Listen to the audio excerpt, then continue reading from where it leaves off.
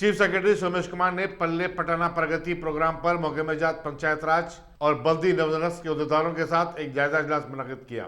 उन्होंने एडिशनल कलेक्टरों को हिदायत दी कि वो अजला में इमारतों की तामीर के इजरातनामों की इजराई में तेजी पैदा करें। इजलास में इन दोनों मोगेमजात के प्रिंसिपल सेक्रेटरीज और दूसरे अहदेदार भी शरीक थे। रियासती हुकूमत को आड़े हाथ लेते हुए तेलंगाना हाईकोर्ट ने कोविड-19 बुलेटिन रोजाना की बुनियाद पर जारी करने का हुक्म दिया है। अदालत ने हुकूमत से कहा कि वो इस बात को यकीनी बनाए कि आम मकामात पर आवाम जमा ना हो। अदालत ने रियासती हुकूमत से कहा कि वो कोविड-19 वैक्सीन के टीके अंदाजी के रजिस्ट्रेशन के तरीक़ेकार की वसी तर पैमाने पर तशहीर करे। ये तीसरी मरतबा है कि हाईकोर्ट ने कोविड-19 की तफसीलात मीडिया को फराहम करने की हिदायत दी है। इससे कबल भी 2 मरतबा हुकूमत के महकमे सेहत ने कोविड-19 की तफसीलात मीडिया को देना बंद कर दिया था। 14 मार्च को हल्के ग्रेजुएट हैदराबाद, रंगारेड्डी और महबूबनगर से काउंसिल के लिए होने वाले इंतखाबात के सिलसिले में जिले महबूबनगर में तमाम बड़ी सियासी जमातों की तरफ से जबरदस्त मुहिम चलाई जा रही है और इंतखाबी माहौल पूरी तरह गर्म हो चुका है। टीआरएस, जिसने कभी भी इस लिस्ट पर कामयाबी हासिल नहीं की, इस मरतबा साबिक वज़ीर-ए-आज़म पी नरसिम्हा राव की दुख्तर वानी देवी को अपना उम्मीदवार मुकर्रर किया है। साबिक वजीर जी चन्ना रेड्डी कांग्रेस के उम्मीदवार हैं और मौजूदा रुकने खान काउंसिल एन रामचंद्र राव दोबारा बीजेपी के टिकट पर मुकाबला कर रहे हैं। मीडिया के एक सर्वे के मुताबिक टीआरएस को लेकर नौजवानों में काफ़ी गुस्सा पाया जाता है और वो हुकूमत की कारकर्दगी से मुतमईन नहीं है। उनका कहना है कि हुकूमत ने उन्हें काफ़ी मायूस किया है। बेरोजगार नौजवानों को माहाना 3,000 रुपये का वजीफा देने का वादा फरामोश कर दिया गया है। जिले महबूबनगर में देखा जाए तो कांग्रेस और बीजेपी में सख्त मुकाबला है। सदर मजलिस और रुकने पार्लियामेंट बैरिस्टर असदुद्दीन ओवैसी ने कलकत्ता में उनकी रैली को पुलिस की इजाज़त देने से इनकार पर शदीद एतराज़ किया और कहा कि मगरबी बंगाल की चीफ मिनिस्टर ममता बनर्जी और उनकी टीएमसी पार्टी उनसे खायफ है। दारुसलाम में मीडिया से बातचीत करते हुए बैरिस्टर ओवैसी ने कहा कि कलकत्ता पुलिस बीजेपी और अमित शाह को तो रैली करने की इजाज़त देती है और सिर्फ उन्हें इनकार कर रही है। उन्होंने कहा कि वो बहरसूरत मगरबी बंगाल जाएंगे और इंतखाबात में हिस्सा लेंगे। बैरिस्टर ओवैसी ने याद दिलाया कि महाराष्ट्र में भी कांग्रेस और उत्तर प्रदेश में चीफ मिनिस्टर अखिलेश यादव ने उन्हें जलसे करने से रोका था। वाज़ेह है कि मजलिस की बिहार में शानदार कामयाबी के बाद बैरिस्टर ओवैसी के हौसले बुलंद हो गए हैं और वो मगरबी बंगाल के चुनाव में भी हिस्सा लेने का इरादा रखते हैं। इमीडिएटली ट्रांसफर करना, इसलिए कि वो अगर रहेंगे ड्यूटी पे, अभी हमारे को इलेक्शन का कोड ऑफ कंडक्ट नहीं आया, उससे पहले हमको पब्लिक मीटिंग का परमिशन नहीं दे रहे आप, तो कैसे इलेक्शन फ्री एंड फेयर होगा?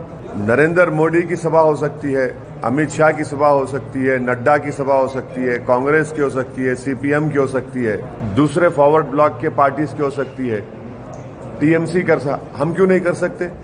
भाई हम पब्लिक मीटिंग करेंगे, ठीक है, पब्लिक नहीं आएगी, मगर मेरा राइट तो है ना। तो इससे साफ जाहिर हो गया कि ये जो सेक्युलर लिबरल किस्म के जो लोग हैं, जो टीएमसी के ताल्लुक से दिल्ली में इनके एमपीज की स्पीच सुनकर बड़ा थालियां मारते हैं, उनको सोचना पड़ेगा। भाई लोकसभा में तो आप बड़ा, राज्यसभा में बड़ा बोलते, dissent, freedom of expression, Tagore को कोट करते आप, और आपकी सरकार तो वेस्ट बंगाल में हमको एक पब्लिक मीटिंग का परमिशन नहीं थी, पूरा एप्लीकेशंस इन ऑर्डर थे, आप नहीं देते। तो इससे साफ जाहिर हो रहा कि इनका ये डबल स्पीक है, ये इनकी हिपोक्रेसी है। यकीनन हम टीएमसी, बीजेपी, सीपीएम, कांग्रेस सबके खिलाफ बोलेंगे हम। और ये पार्टीज ये नहीं समझ रही है कि मुस्लिम माइनॉरिटी में, खास तौर से यूथ में एक चर्निंग है, एक डिजायर है कि हमारा पॉलिटिकल रेलेवेंस हो, हमारी एक पॉलिटिकल लीडरशिप बने, जो हमारे डेमोक्रेसी के लिए बहुत अच्छा है। हमारी डेमोक्रेसी मजबूत होगी अगर यूथ अगर आकर डेमोक्रेसी में पार्टिसिपेट करेगा, तो उसके लिए बहुत अच्छा होगा। ये अनफॉर्चुनेट है कि टीएमसी गवर्नमेंट हमारे को परमिशन नहीं दे रही है, बड़ा अनफॉर्चुनेट है ये। इलेक्शन हम जीतेंगे, हारेंगे, आप जीतेंगे तो लगा हुआ है, मगर हमारा व्यू पॉइंट रखने के आप हमारे को नहीं दे रहे इजाजत। कौन सी डेमोक्रेसी की फिर बात कर रहे हैं आप? हमको तो मौका मिलना चाहिए ना हमारी बात रखने का। मैं गुजरात में जाकर Narendra Modi, prime minister, Amit Shah, BJP आर के खिलाफ बोल सकता हूँ, तो बंगाल में नहीं जा सकता। साबिक वज़ीर दाखिला के जाना रेड्डी ने मीडिया में उनसे मुताल्लिक गश्त करने वाली खबरों की तरदीद की और कहा कि वो कांग्रेस के सिपाही हैं और आखिर दम तक सिपाही रहेंगे। मीडिया से बातचीत करते उन्होंने कहा कि वो कांग्रेस पार्टी में खुश है, यहाँ सबका एहतराम किया जाता है। जाना रेड्डी ने रियासती हुकूमत पर शदीद तनकीद की और कहा कि टीआरएस अपने तमाम इंतखाबी वादों को पूरा करने में नाकाम हो गई है। साबिक वज़ीर-ए-आज़म पी नरसिम्हा राव की दुख्तर को टीआरएस पार्टी टिकट दे दिए जाने पर जाना रेड्डी ने कहा कि सबको मालूम है कि कांग्रेस ने ही पी नरसिम्हा राव को वज़ीर आज़म बनाया था और पी नरसिम्हा राव आखिर तक कांग्रेसी ही रहे। మాట్లాడబోయే విషయాలు మా పార్టీ ప్రత్యేకించి అయినప్పటికీ ప్రజాస్వామ్యవాదులందరికీ ఒక క్రమశిక్షణ కలిగిన పార్టీలుగా నాయకులుగా తయారవడానికి వాళ్ళ విద్యుక్త ధర్మాన్ని నిర్వర్తించడానికి అనువైందని భావిస్తున్నాం. అందుకని ఇది ప్రధానమైన సబ్జెక్టుగా మీరు మొత్తం సమాజానికి తెలియజేసే విధంగా మీ విశ్లేషణతో పాటు వివరాలు కూడా ఉండాలని నా మీడియా మిత్రులకు విజ్ఞప్తి చేస్తున్నాను. నేను ప్రియాంబుల్ చెప్పినాను. ముఖ్యంగా ఈ మధ్య కాలంలో पकवान गैस, पेट्रोल और डीजल की कीमतों में इजाफे के खिलाफ अनोखा एहतजाज करते हुए तेलंगाना प्रदेश कांग्रेस कमेटी की जनरल सेक्रेटरी उस्मा शाकिर ने सड़क पर पकवान किया। उन्होंने गांधी भवन के रूबरू बस स्टैंड पर लकड़ी का चूल्हा लगाया और खाना पकाया। संगारेड्डी के रुकन असेंबली टी जयप्रकाश रेड्डी और दूसरे पार्टी कायदीन ने वहां पहुंचकर उनका पकाया हुआ खाना खाया। नीम का पत्ता कड़वा है, नरेंद्र मोदी भड़वा है। नीम का पत्ता कड़वा है, नरेंद्र मोदी भड़वा है। नीम का पत्ता कड़वा है। नरेंद्र मोदी भड़वा है। ఈరోజు మళ్ళా మరి కేంద్ర ప్రభుత్వం పేదల పైన నడ్డి విరుస్తూ మరొకసారి 25 రూపాయలను మరి గ్యాస్ పైన ఈరోజు ధరలు పెంచడం జరిగింది. నరేంద్ర మోడీ మొన్నటి దినాన మరి 50 రూపాయలు పెంచితే ఒకటే రోజు ఈరోజు మరి 25 రూపాయలు పెంచి గ్యాస్ను 846 రూపాయలకు తీసుకొని వచ్చిండ్రు. ఈ భారతదేశంలో దేశం అంటే మట్టి కాదు, దేశం అంటే మనుషులు అన్నారు. దేశభక్తి అంటారు. భక్తుల గురించి మాట్లాడతారు బీజేపీ వాళ్ళు.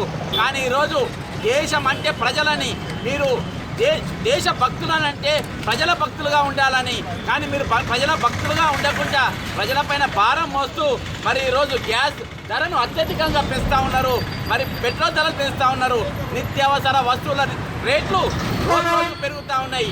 మరి ఈ పాండమిక్ పీరియడ్లో మరి నువ్వు చెప్పకుండా లాక్డౌన్ చేయడంతో మరి నిరాశ్రాయులై ఉద్యోగాలు లేక, కూలు లేక, పనులు లేక ఈరోజు పేద ప్రజలు ఎంతగానో కష్టపడుతున్నారు. కానీ నీకు భార్య లేదు, పిల్లలు లేరు, కుటుంబం లేరు, అన్నతమ్ములు లేరు. మరి నీ ఆర్ఎస్ఎస్ వాళ్ళు మరి ఈరోజు భారతదేశంలో ఉన్న ప్రతి ప్రజా సమస్యలన్నింటినీ మరి బహుళజాతి కంపెనీలకు మరి తాకట్టు పెట్టడానికి ఈరోజు ప్రైవేటైజేషన్ పేరుతో ముందుకు వస్తూ ఉన్నావు. ఈరోజు భారత్ పెట్రోలియంను, లాభంగా ఉండే భారత్ పెట్రోలియంను నువ్వు ప్రైవేటైజేషన్ చేసినావు. గ్యాసు అదానీ మోడీలను, అదానీ అంబానీలను వాళ్ళిద్దరినీ నువ్వు గొప్పవాళ్ళుగా చేయడానికి ఈరోజు మరి మొత్తం ప్రైవేటైజేషన్ చేస్తున్నావు. గ్యాస్ రేట్లు, పెట్రోల్ రేట్లు పేదలకు అందకుండా ఈరోజు నువ్వు చేస్తూ ఉన్నావు. ఆత్మ నిర్భరత భారత్ అని చెప్పినావు, ఏమైంది? స్కిల్ ఇండియా అని చెప్పినావు, ఏమైంది? ఈరోజు అన్నిటికీ తూట్లు పొడిచి మరి నిరుద్యోగం పెంచినావు. కూలోళ్లను మరి రోజు పని చేసుకునే వారికి పని లేకుండా చేసినావు. ఎంఎన్ఆర్ఈజీఏను తూట్లు పొడిచినావు. ఈరోజు పేద ప్రజలకు నువ్వు విరోధి అయినావు. పేద ప్రజల శత్రువులను పెంచినావు. దేశ బడ్జెట్ అంటే, దేశంలో ఈరోజు బడ్జెట్ అంటే గొప్పోడు ఇంకా గొప్పోడు కావాలి, పేదోడు కావాలి. పేదోనికి అన్నం లేకుండా 5 ఏళ్ళు లోపలికి పోకుండా ఈరోజు నరేంద్ర మోడీ నువ్వు పేద ప్రజల ఉసురు పోసుకుంటా ఉన్నాని ఈ సందర్భంగా కాంగ్రెస్ పార్టీ పక్షాన తెలియజేస్తూ ఉన్నాం. ఈరోజు మరొకసారి వంట వార్పు కార్యక్రమంలో భాగంగా ఈరోజు గ్యాస్ ధరలు పెంచినందుకు ఈరోజు ఉస్మా షాకిర్ గారు రాష్ట్ర కాంగ్రెస్ పార్టీ నాయకత్వంలో ఈరోజు మేము కాంగ్రెస్ పార్టీ కార్యక్రమం నిర్వహించడం జరిగింది. ముందు కూడా ఈ ధరలు తగ్గించేంత వరకు మా పోరాటం కాంగ్రెస్ పార్టీ పక్షాన కొనసాగుతాయని చెప్పి తెలియజేసుకుంటూ సెలవు తీసుకుంటున్నా. జై కాంగ్రెస్, జై భారత్. साबिक रुकन असेंबली के श्री सेलम गौड़, जिन्होंने 2 दिन खबर ली बीजेपी में शमूलियत इख्तियार की थी, जुमेरात को नामपल्ली में बीजेपी के दफ्तर पहुंचे। उन्होंने बीजेपी के रियासती सदर बंडी संजय और दूसरे कायदीन से मुलाकात की। आज तेलंगाना स्टेट के अंदर बीजेपी ऑफिस को आज पहली बार आया। परसों दिल्ली ऑल इंडिया प्रेसिडेंट के सदारत में हमारे स्टेट का प्रेसिडेंट भी था। पार्टी में मिले। उसके बाद में आज पहले दफ़ा बीजेपी ऑफिस को आया। स्टेट प्रेसिडेंट संजय साहब और जो है ना हमारे rural president Vikram Reddy, urban का हरीश रेड्डी स्वागत किए।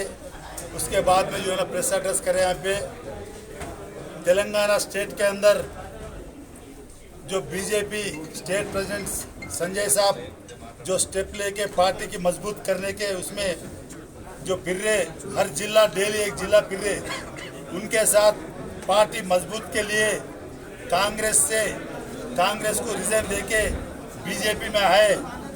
अगर जो एमएलसी इलेक्शन है, एमएलसी इलेक्शन में भी केसीआर साहब ने माजी प्रधानमंत्री का बेटी की लगाए, मगर उन्हें चाहे तो एमएलसी दे सकते, गवर्नर कोटे में राज्यसभा दे सकते, मिनिस्टर बना सकते।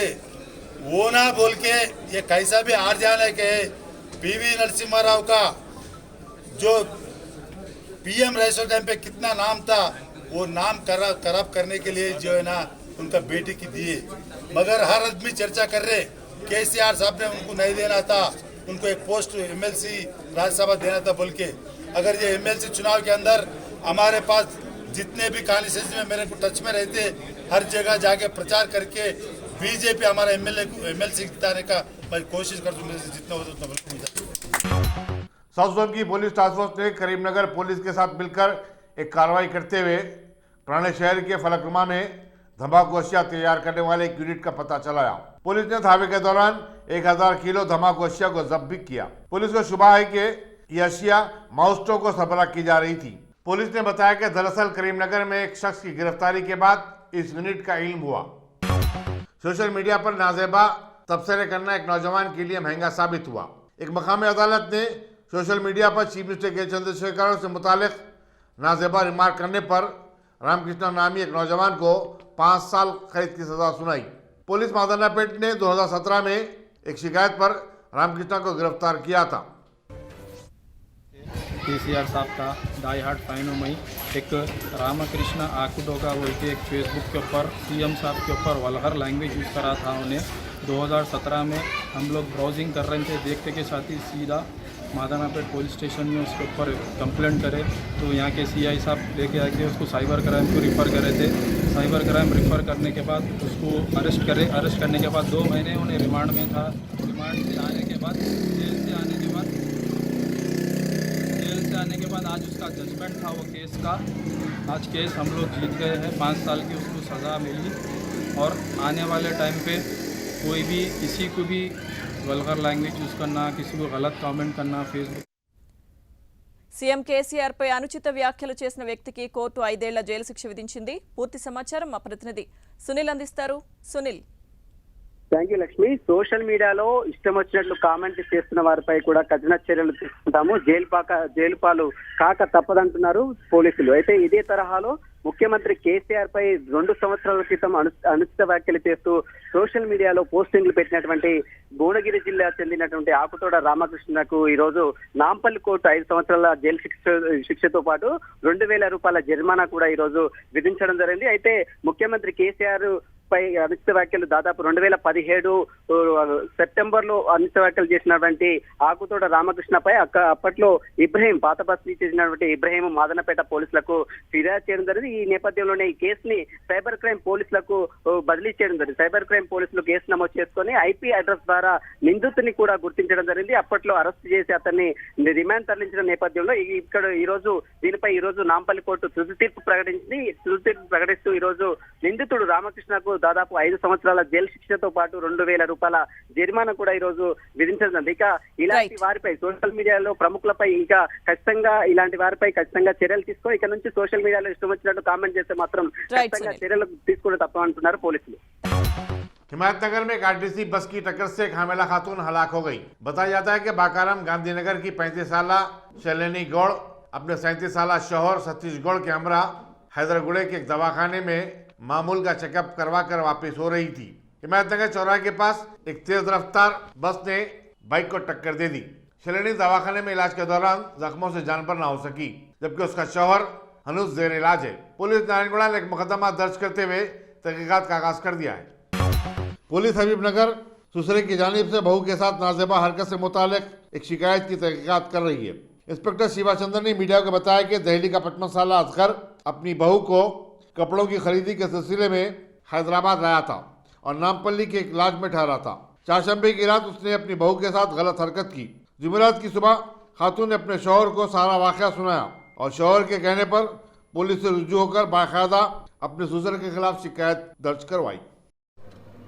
आज रात में एक लेडी एज 21 ईयर्स उनका सगे मामा बोले तो उनका हस्बैंड का फादर दोनों मिलके क्लास बिजनेस के लिए NR residency opposite Subhan bakery को आ गया। वो रात में 1:30 वो टाइम में मेरे को ऐसा रेप करे बोल के उन्होंने कंप्लेंट दिया। क्या कंप्लेंट ले लिया। भरोसा को सेंटर को एग्ज़ाम स्टेटमेंट के लिए भेजा। भरोसा स्टेटमेंट आने के बाद मैं फर्दर एक्शन ले लेता हूँ उनका ऊपर में। यहाँ पर कहाँ से आए सभी लोग? उन्होंने दोनों भी दिल्ली से आया क्लोथ्स बिजनेस करने को, इधर क्लोथ्स परचेज करके उधर बेचने को आया बोल के बोला। उन्होंने दोनों भी फर्दर एक्शन बाद में ले सकते। विखानाबाद में एक तेंदुए ने जुमेरात की सुबह बकरियों के एक रेवड़ पर हमला कर दिया, जिसके नतीजे में 4 बकरियां हलाक हो गईं। वाक़े का इल्म उस वक्त हुआ जब मकामी लोगों ने कलका चरला के खेतों में बकरियों का ढांचा पाया। मौके में जंगलात ने इत्तला मिलते ही पूरे इलाके में तेंदुए की तलाश शुरू कर दी है। रियासती वज़ीर ट्राइबल वेलफेयर सत्यवती राठौर ने तालीम याफ्ता तबके पर जोर दिया कि वो आने वाले काउंसिल के इंतखाबात में TRS के उम्मीदवार P राजेश्वर रेड्डी को वोट दें, जो नलगुंडा वरंगल खम्मम हल्के से मुकाबला कर रहे हैं। महबूबाबाद में मुख्तलिफ इंतखाबी जलसों से खिताब करते उन्होंने कहा कि कुछ सियासी जमातें और कायदीन सिर्फ चुनाव के मौसम में ही आते हैं, उन्हें अवाम के मसाइल से कोई दिलचस्पी नहीं होती। इन जलसों से वज़ीर पंचायत राज ई दयाकर राव, सदनशीन जिला परिषद के बिंदु, रुकन असम्बली रेड्डैया नायक और दूसरों ने खिताब किया। GST कवायद में मनमानी तब्दीलियों और ई-कॉमर्स के जरिए कारोबार करने वालों की तरफ से कवायद की खिलाफ वर्जी पर बतौर एहतजाज मुल्क भर के ताजर जुमा 26 फरवरी को एक रोज़ा हड़ताल करेंगे। Confederation of all India traders ने कहा कि उसकी तंजीम से 8 करोड़ व्यापारी वाबस्ता हैं। 1 करोड़ ट्रांसपोर्टर्स की तंजीम all India transport welfare association ने भी इस आम हड़ताल की तायीद की है। कन्फेडरेशन के जनरल सेक्रेटरी परवीन खंडेवाल ने बताया कि सिर्फ ट्रेडर्स ही नहीं बल्कि छोटे सनअती इदारे और हाकर्स भी हड़ताल में हिस्सा लेंगे। तकरीबन 1 महीने के वक्फे के बाद मुल्क में कोविड-19 के केसेस में रोजाना 15,000 से ज़ायद केसेस दोबारा दर्ज हो रहे हैं। मरकजी वज़ीर सेहत के मुताबिक गुज़श्ता 24 घंटों में 16,730 नए केसेस रिपोर्ट हुए हैं। इस तरह अब तक के मुतासरीन की तादाद 1,10,46,914 हो गई है। हर दिन 138 अमवात के साथ मरने वालों की तादाद भी 1,56,765 हो चुकी है। 29 जनवरी तक मुल्क में कोरोना वायरस के मुतासरीन की तादाद 15,000 से कम थी और 26 दिन के वक्फे के बाद मरने वालों की तादाद 130 के ऊपर चली गई है। चीफ मिनिस्टर की दुख्तर और रुकन कानून साज काउंसिल के कविता ने कहा कि हैदराबादी बिरयानी उनकी पसंदीदा डिश है। उन्हें भी सबकी तरह थम्स अप के साथ बिरयानी खाने में मजा आता है। कविता दरअसल कोम्पल्ली जिले मेडचल में वाक़े पिस्ता हाउस में चारशंबे की रात डिनर के बाद मीडिया वालों से बातचीत कर रही थी। वज़ीर लेबर CH मल्ला रेड्डी ने उनके एजाज में इस ज़ियाफ़त का एहतमाम किया था। जैसे सारे हम हैदराबादियों को पसंद है, मुझे भी बिरयानी और थम्स अप के साथ खाना बहुत पसंद है, तो आज पिस्ता हाउस में खाने के लिए यहाँ पे आए, बहुत अच्छा था। पिस्ता हाउस यहाँ कोम्पल्ली में नया खुला है, चंद नौजवान मिल के खोले, तो उनको इंकरेज करने के लिए यहाँ पे आए, बहुत अच्छा लगा। Thank you. नायब सदर जमहूरिया वेंकैया नायडू हैदराबाद में अपने तवील क़याम के बाद जुमेरात की सुबह दिल्ली वापस हो गए। उन्होंने हैदराबाद में मुख्तलिफ प्रोग्रामों में शिरकत की थी। एयरपोर्ट पर रियासती वज़ीर दाखिला महमूद अली और आला सरकारी अहदेदारों ने उन्हें विदा किया। पेट्रोल और डीजल की कीमतों में इजाफे पर अलामती एहतजाज करते हुए मगरबी बंगाल की chief minister Mamata Banerjee electric scooter पर घूमती हुई नजर आई। वो अपने काबिने रफीक और वजीर म्यूनसिपल एडमिनिस्ट्रेशन हकीम फरहाद के पीछे बैठी हुई थी। उन्होंने 5 किलोमीटर का रास्ता तय करते हुए सेक्रेटरीट को आई। इस तरह वहां मौजूद लोग हैरतज़दा हो गए। ममता बनर्जी हेलमेट पहनी हुई थी और मास्क भी लगा रखा था।